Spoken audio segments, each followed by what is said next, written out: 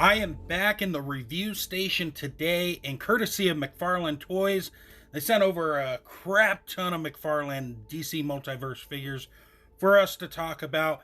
And up on the chopping block for this reviewer is the Hazard Suit Batman from the Amazo Virus storyline. Don't know why I paused so hard to say that. Anyways, I'm going to go ahead and break down Articulation right now so you can see what's going on with that. And then we'll talk about the figure a little bit more. So, starting with the head, the cables came off of mine. We'll discuss that more when we look at the figure. But without the cables attached, he's got a good range of movement overall. Really no issues with that. Now, in terms of the arms, you get them up that far. They spin around and go in and out like so. Looking at the arm a bit more because it popped off, we got a cut right there at the top that allows movement. No true bicep cut, but a double bend at the elbow like you can see. And then a wrist ball peg that hinges and swivels like so and rotates and whatnot. So, in terms of the upper body, it turns side to side like so.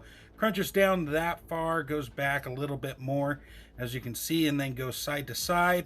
Now, the lower body allows for more crunching, as you can see, and goes back way more, and then moves all the way around and twists side to side. And in terms of the legs, they can do the splits. They can kick forwards, they can kick back.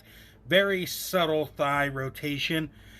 Double bend at the knee. The hinge on the ball, on the foot, goes up and down all the way around and rocks side to side. And then a toe hinge. Voila! Now, in terms of the design, I think it looks pretty cool. I like this face shield. It's going to catch a lot of light, especially in this review. But it definitely looks cool. It definitely has a pandemic vibe to it, if you will. My hoses did come out. They're unattached. I don't know if they're supposed to be like that, but once they're out, they're a little harder to put in. So I definitely want to point that out for anybody wondering. But they still look nice. You know, the cords there work pretty well. And then he's got some nice sculpted neck there. The head sculpt's actually done pretty well. Then we get to the back here. We got this big old tank. Now, I don't know how this is going to work with the non-light up version of this character, but he's got some nice color to him with some blacks, different shades of blackish and grays, and even a little bit of red there for the straps for the tank. It looks pretty cool. Then looking at the front, we got the bat symbol. When I first looked at it, I thought it was, you know, just black in the middle, but when you look at it a bit more, you see that blue right there. Let me show some light on there. It's actually hollow inside. Obviously, they're reusing the mold for the light-up version. It looks pretty cool. It doesn't distract from anything. I just wanted to point that out. And then, of course, we got the rest of his costume here.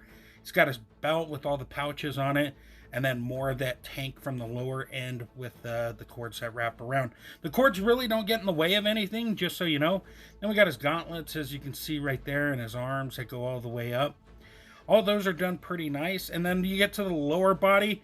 He's got these straps right there. Those are not painted, but a nice little mold on them.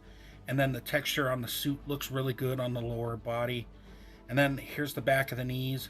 There's the front of the knees. And then there are the boots. All in all, pretty cool design. Nothing too fancy smancy, but it definitely works for the Amazo Virus Batman. And real quick here, I wanted to just give you a real quick DC Multiverse size comparison. Obviously, Peacemaker on one end, and then that newer armored Batman that I never got around to reviewing. He fits him pretty well. And then, I don't know why I did my Mezco size roundup differently, but there he is with Mosquatch and Sovereign Knight Batman. And then, here he is with a slew of other figures from Mattel to Super 7, all the way down to Diamond Select, DC Collectibles, Storm Collectibles, and NECA.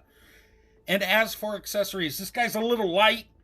He's got the card, he's got the base, and not too much else going on for him. But we'll look at those real quick here so you know what's going on with those. He's got a card, very nice figure photography art on it. Lets you know who the character is and whatnot and what's going on with this very safety-centric Batman. And then on the back here, we got this nice bio, lets you know about Batman, and then after a bit, it talks about the Amazo Virus, and then a DC base, which we've seen before.